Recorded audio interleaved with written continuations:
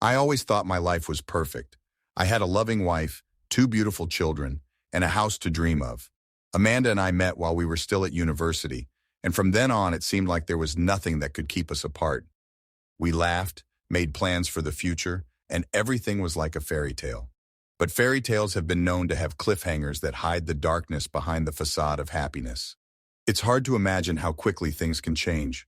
My life collapsed in an instant, the very day I accidentally found out about her infidelity. And it wasn't just a blow, it was a disaster. I didn't realize how blind and stupid I was until I came face to face with the truth. Jacob has always been a man of habits. Every day he ate lunch at the same cafe near the office. It was an oasis of calm in the hustle and bustle of the workday. That day, however, things didn't go as usual. A call from a colleague delayed him in the office, and instead of the usual lunchtime of 12:30, he found himself at the cafe closer to 2. Sitting down at a table by the window, he noticed something strange. Amanda was sitting at the far table. At first, Jacob was glad she was a pleasant surprise, but after a moment his joy was replaced by confusion. She wasn't alone. Across from her sat a man Jacob had never seen before. Their gestures, their glances, their light touches left no doubt that there was something between them. Jacob froze. His brain was frantically trying to find a logical explanation for what he was seeing. It's just a coworker, an old friend, a client? He mentally convinced himself, but his heart was already screaming. This was a betrayal. He didn't bother to approach. Instead, he took out his phone and snapped a few pictures, as if he was afraid it would all be a figment of his imagination. Amanda and her companion looked completely unconcerned, immersed in their own world, where there seemed to be no room for Jacob. Back in the office, Jacob could no longer concentrate. The scene from the cafe was in front of his eyes. Every detail, her smile, the way she leaned closer to the man, the way he touched her hand, all of it burned him from the inside out. He felt betrayed, crushed, but most of all he was tormented by uncertainty. When he returned home that evening, he couldn't look at Amanda with his old eyes. Her voice seemed fake, her smile fake. Jacob tried to gather his thoughts to figure out what to do next. On the one hand, he loved her. On the other, the realization that she might be unfaithful to him tore at his heart. The next day, Jacob decided to take the next day off. He needed more time to figure out what to do. He began his own investigation. As he thought back on the strange moments of the past few months, the late meetings, the unexplained phone calls, he suddenly realized that this wasn't the first warning. One of Jacob's friends, Tom, worked for a private detective firm. Jacob, hiding his confusion behind a mask of businesslike demeanor, had asked him for help. He asked Tom to follow Amanda and her friend. He needed to know the truth, however painful it might be. In the meantime, he continued with his usual behavior, smiling at the kids, pretending nothing was going on.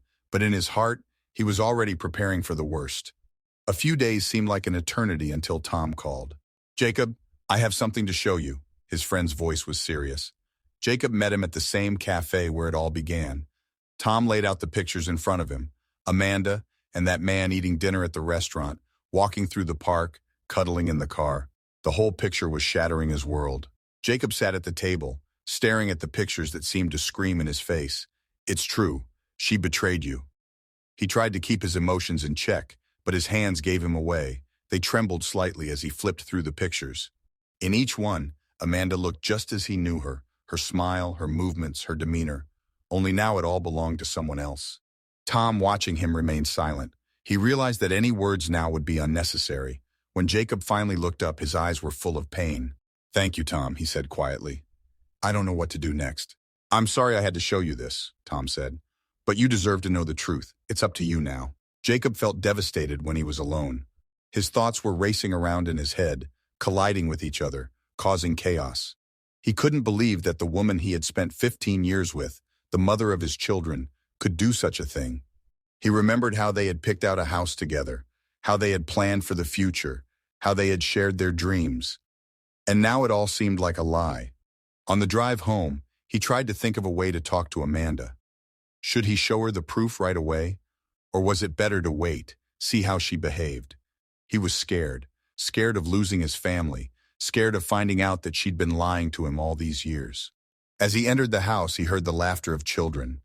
It was a sound that had always warmed his heart, but today it sounded different. a reminder that not only his marriage was at stake, but the well-being of their children as well. Amanda was in the kitchen preparing dinner. She smiled at him as if nothing had happened.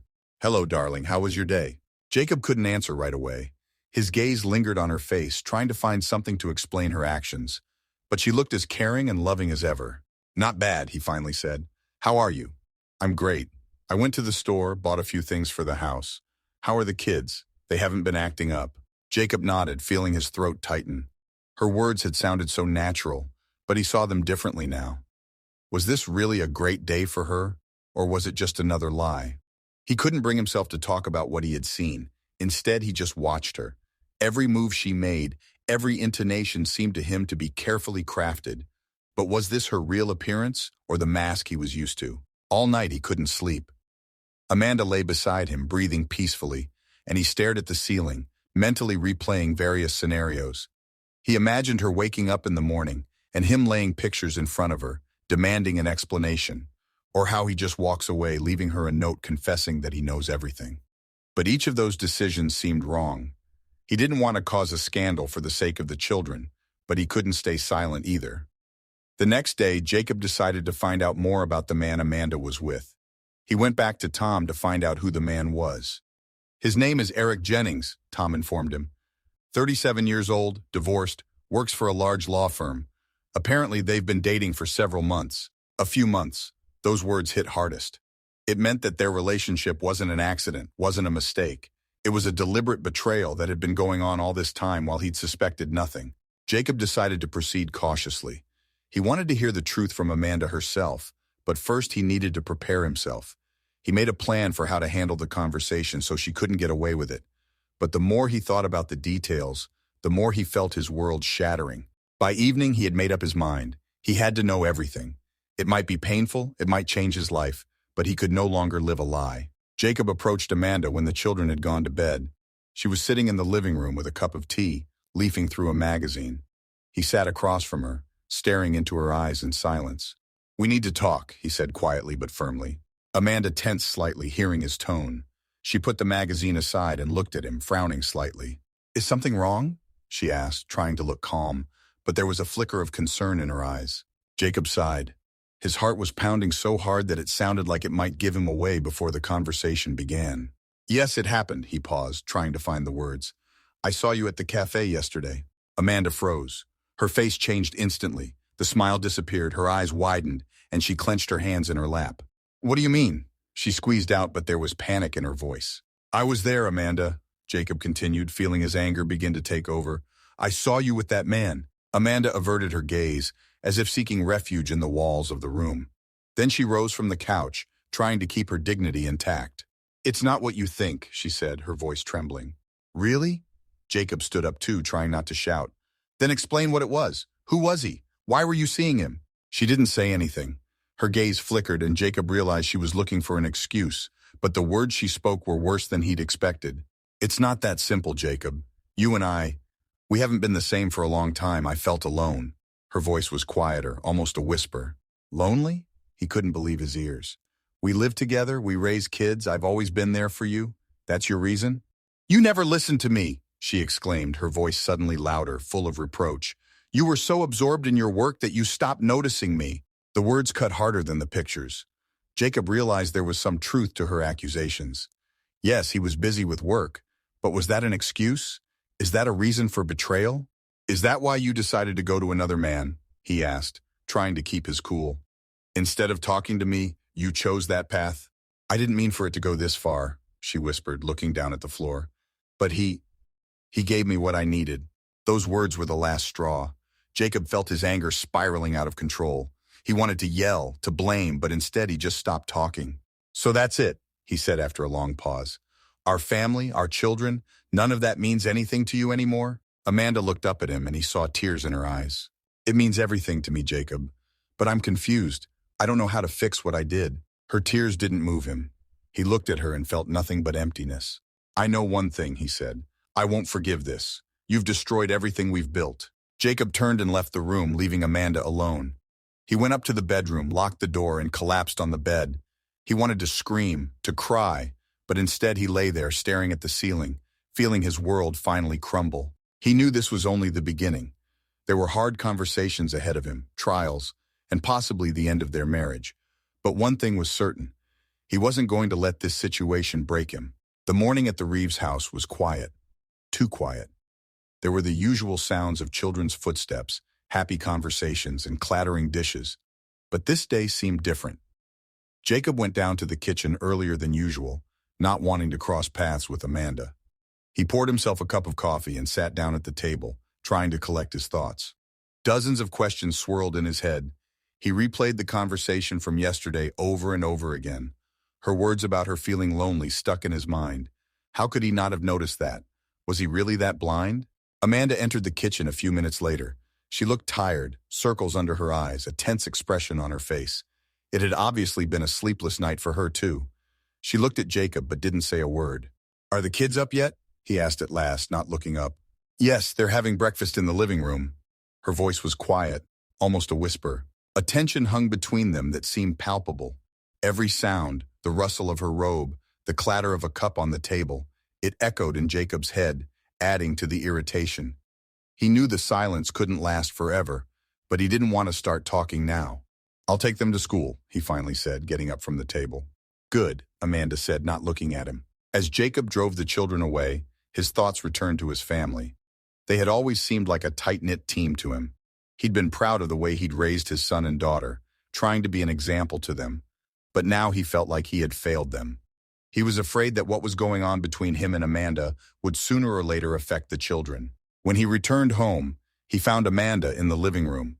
She was sitting on the couch, nervously fumbling with her cell phone. Jacob noticed how she quickly put it away as soon as he walked in. The movement was so obvious that his chest pinched. "We can't live like this," he said, sinking into the chair across from her. "We need to talk." Amanda nodded silently. She was clearly not ready for this conversation, but she knew it was impossible to avoid it.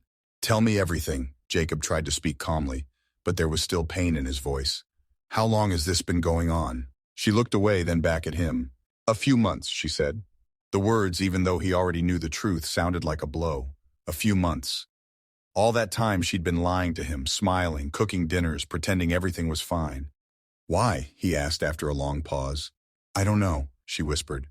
"It started by accident. We met at a conference and got to talking. At first it was just conversation, then coffee, and then it went too far." "Accidentally?" he repeated, barely containing his anger. "It was your decision, Amanda. You knew what you were getting into." She didn't answer. There were tears in her eyes, but Jacob couldn't afford to feel sorry for her. He needed to figure out what to do next. "Do you want to stay with him?" His voice sounded suddenly firm. "No," she answered, shaking her head quickly. "I don't want to break up our family." "But you already have," he said sharply. There was silence again. Amanda sat slumped, as if under the weight of his words. Jacob realized he had to decide if he could live with that. Forgive her? Start over? Or sever the knot, however painful it might be. "I need time," he finally said. "I can't give you an answer now." Amanda nodded as if she understood. Jacob got up, grabbed his jacket, and left the house. He needed to be alone to think. He went to the park where he often walked with the children. As he walked through the alleys, he felt two feelings struggling inside him: love for his family and hatred for the betrayal. He sat down on a bench and covered his face with his hands. All he wanted was his old life back, but he realized that was impossible. Jacob sat on the park bench looking out at the snow-covered trees. The winter had been mild this year, but the cold was chilling to the bone. The people around him seemed carefree, a young couple walking their dog, children sledding. Their laughter reminded him of the times he himself had come here with Amanda and the children. Everything had seemed so simple then. He tried to figure out what he was feeling. Anger, frustration, resentment, even pity. It was all intertwined into something heavy and shapeless that he couldn't get rid of. His love for Amanda wasn't gone, but it was poisoned by her betrayal. Jacob pulled out his cell phone. He opened the pictures he'd taken at the cafe. They were a vivid reminder that this wasn't just a nightmare, but reality. As he stared at them, he asked himself the same question. What had he done wrong? His musings were interrupted by a phone call. It was Tom. "Hey, Jacob, how are you?" His friend's voice sounded worried. "Not a good morning," he answered, unable to hide his tiredness. "I wanted to know what you had decided. Did you talk to her?" "Yes." Jacob paused, trying to find the right words. "She admitted it. She said she didn't want to break up the family, but I don't know if I can live with that." It's hard, Tom agreed, but you have to think beyond yourself. Kids need a stable environment. I know, Jacob said quietly. That's what's keeping me from packing up and leaving. After talking to Tom, he decided to go home. He knew there was no running away from the problem. It had to be dealt with, no matter how painful it was. When he entered the house, Amanda was sitting at the table with a cup of tea. She looked up at him with eyes full of concern. "You're back," she said. "We need to discuss how we're going to get on with our lives," he said without sitting down. Amanda was silent, waiting to see what he would say. "I can't just forget about this. I don't know if I can forgive you, but there's one thing I do know. I don't want the children to suffer because of us." She nodded. "I don't want that either. Then we need to decide how we're going to proceed, whether we're going to try to repair our relationship or split up. But either way, it has to be for the kids." Amanda nodded again, tears welling up in her eyes. "I'm willing to do whatever it takes to make things right," she whispered. "It doesn't fix itself in a day," he replied coldly. Jacob went upstairs to the bedroom. He realized that this conversation was only the beginning of a long and difficult journey. The decision about the future of their marriage would depend not only on her, but on him as well. He had to sort through himself, his feelings, to see if he could give their family a second chance. Evening found Jacob in the study where he was trying to get some privacy. A light knock on the door snapped him out of his thoughts. "Come in," he said, though the tone of his voice made it clear that he wasn't expecting company. Amanda peeked through the door. She looked exhausted, as if she'd spent the whole day thinking. "Could I talk to you?" she asked quietly. Jacob nodded. She walked in and closed the door carefully behind her. "I realize that you probably hate me now," she began, sitting down across from him. "But I have to tell you everything." He was silent, staring at her with the same cold determination he'd had since he'd learned the truth. "It all started with me feeling invisible." Amanda nervously rubbed the fabric of her sweater. "You were always busy with work. We hardly ever talked. I tried. I really tried to get through to you, but it was like you didn't notice me." "Is that your way of justifying your betrayal?" he asked coldly. "No, I'm not looking for excuses," she shook her head. "I just want you to understand that it wasn't a spontaneous decision. It was because I felt unwanted." Jacob thought about it. Her words reminded him of the times when he'd really drifted away from his family, the endless calls, the meetings, the recycling. But could that justify what she'd done? "What's next?" he asked, trying to speak calmly. "Were you planning to go to him?" Amanda shook her head. "No, I never wanted to leave my family. This whole thing was a mistake. I want to make it right, Jacob." "But how are you going to do that?" He got up from his chair and paced the room. "Do you realize that just wanting to do it isn't enough? I'm ready to prove to you that I can be better. I'm willing to go through whatever it takes to get you to give me a second chance." Her voice shook, and the tears came to her eyes again. Jacob stopped and looked at her. He felt a mixture of pity and anger. "I can't promise that things will be like they were before," he said finally. "But for the sake of the children, I'm willing to try." The words were hard for him to say. He knew that this decision would be painful for both of them. The next few weeks were a real test. Jacob made a rule for himself. No pressure, no hasty decisions. They began seeing a marriage counselor to sort out their feelings and see if they could repair what had been broken. The first sessions were intense. Jacob couldn't hide his disbelief, and Amanda could barely hold back tears as she admitted her mistakes. Gradually, however, they began to talk openly. Jacob learned that Amanda had long had doubts about their marriage. She admitted that she wanted to fix things, but didn't know how. Her affair with Eric was her attempt to fill the void between them. "You know," Jacob said one day as they sat in the car after a session, "I'm still not sure if I can forgive you." "I know," she replied quietly, "but I'm willing to wait." Those words made him think. Perhaps their relationship would never fully recover. He might never be able to look at her with the same love again, but he could see how hard she was trying, and that gave him hope. One night they had a family dinner. The children laughed and chattered, and Jacob caught himself thinking that for the first time in a long time he felt something like calm. When the kids went to bed, Amanda stayed in the kitchen to do the dishes. Jacob walked over to her and hugged her in surprise. "I don't know what's going to happen next," he said, "but thank you for trying." She turned to him, tears in her eyes, but this time they were tears of relief. That night, Jacob realized that the road to repairing their marriage was going to be long and difficult. But he was willing to try, because despite the pain and hurt, deep down he still loved her. The second part ended with both of them taking a step towards each other. But would it be enough to rebuild the trust that had been broken? It's been months since Jacob and Amanda started trying to rebuild their relationship. It wasn't what they envisioned a fresh start to be like. Instead of feeling the ease they had at the beginning of their life together, there was still uncertainty between them, like an invisible wall that kept them from truly bonding. Every step they took was measured, every word carefully considered, and if before they could be themselves, without fear of being judged, now everything seemed too fragile. Jacob spent more time at work to avoid uncomfortable conversations at home, but that didn't provide relief. He realized that he had to keep moving forward, that otherwise they would just fade out of each other, like two strangers who happened to be next to each other. But every time he returned home, he felt two feelings struggling in his soul. He saw Amanda trying, the way she watched the kids, cooked dinners, helped with homework. She was sincerely trying to prove that her past mistakes didn't define her as a person. But what if that wasn't enough? Days passed, weeks passed. Everything went in circles where the same theme, rebuilding trust, remained at the forefront. Amanda hardly ever left the house now, devoting all her time to her family. Her former hobbies took a back seat and her socializing with friends and coworkers became minimal. She seemed to be trapped in her own world, trying not to let go of what was left of their family. But Jacob felt she was missing something, perhaps a sense of freedom, something she once had, and that bothered him. Sitting down to dinner one night, Jacob noticed that Amanda looked tired. Her eyes were dull, and she was holding a spoon as if she didn't realize what she was doing. He was about to ask a question, but her voice suddenly broke the silence. "Jacob," she said quietly, not looking up, "you're silent more and more. You're different now." Her words hung in the air. He could see her trying to figure out what was going on, and it pained him to realize that the answer to her question wasn't so simple. "I don't know what to do," he said, trying to keep his emotions in check. "Both of us have changed, and not for the better." Amanda looked up and met his eyes. There was no reproach in her gaze, only pity and fear. "I know what I did," she said with pain in her voice. "But I want you to know that I'm willing to fight for us. I can't go back to that time, but I want to be with you, if you give me a chance." Her words sounded sincere, but there was no certainty in his soul. He'd long ago learned not to believe words, especially when they involved things as delicate as love and trust. After all, it was trust that was the heaviest burden they had to overcome. "You say you want to fight," Jacob said, slowly putting the utensils on the table, "but I'm not sure I can fight you."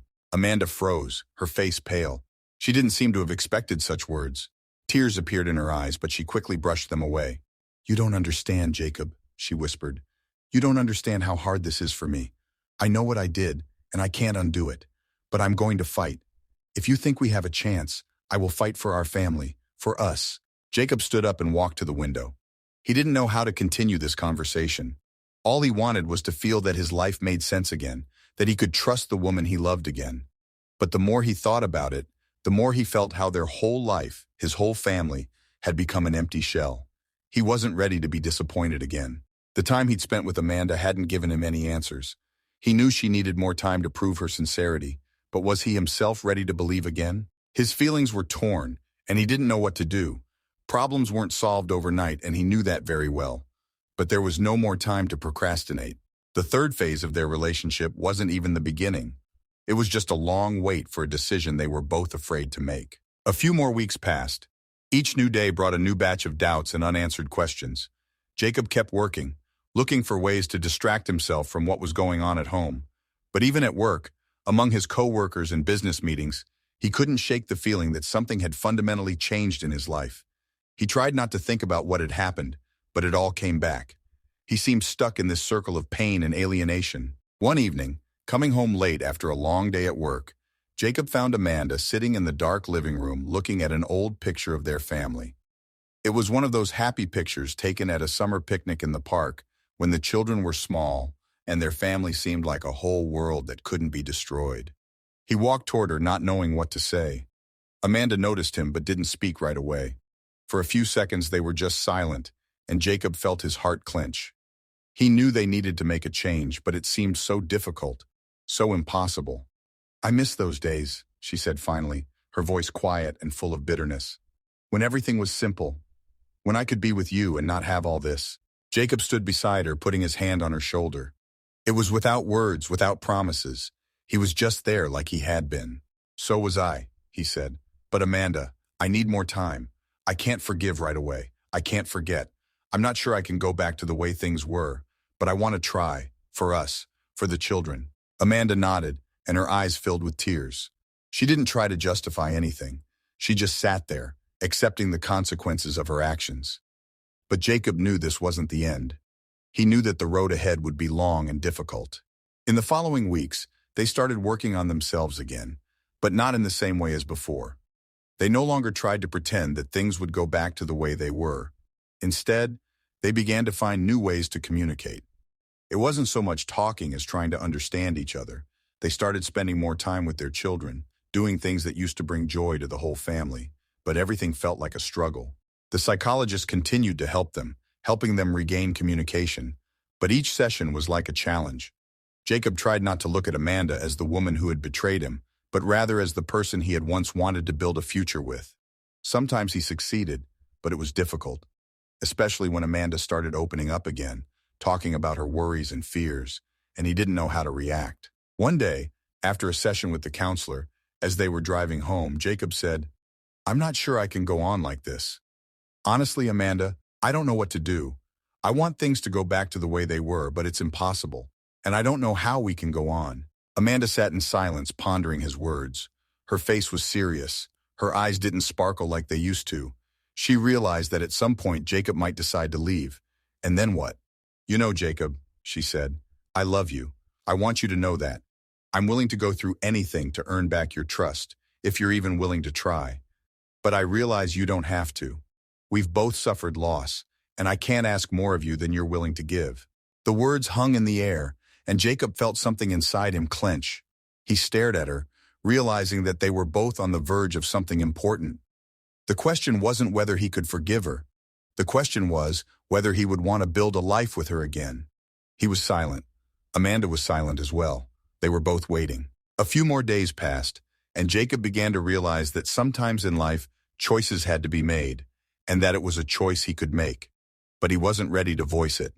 Not yet. And so more weeks went by, full of tension, worry, trying to build a new foundation. But Jacob felt that the final decision hadn't come yet. It might not come soon. But as time went on, he realized that no matter how hard things got, sometimes you had to give someone a chance, not just another person, but yourself. And maybe that chance was what he really needed. Time continued to pass, and Jacob found himself thinking more and more often that his life, despite all the pain and disappointment, wasn't standing still after all. He was noticing changes, even if they weren't always obvious. What had seemed impossible a month ago was now beginning to take shape. It wasn't a rosy prospect, but it was still something more than emptiness and dreary uncertainty.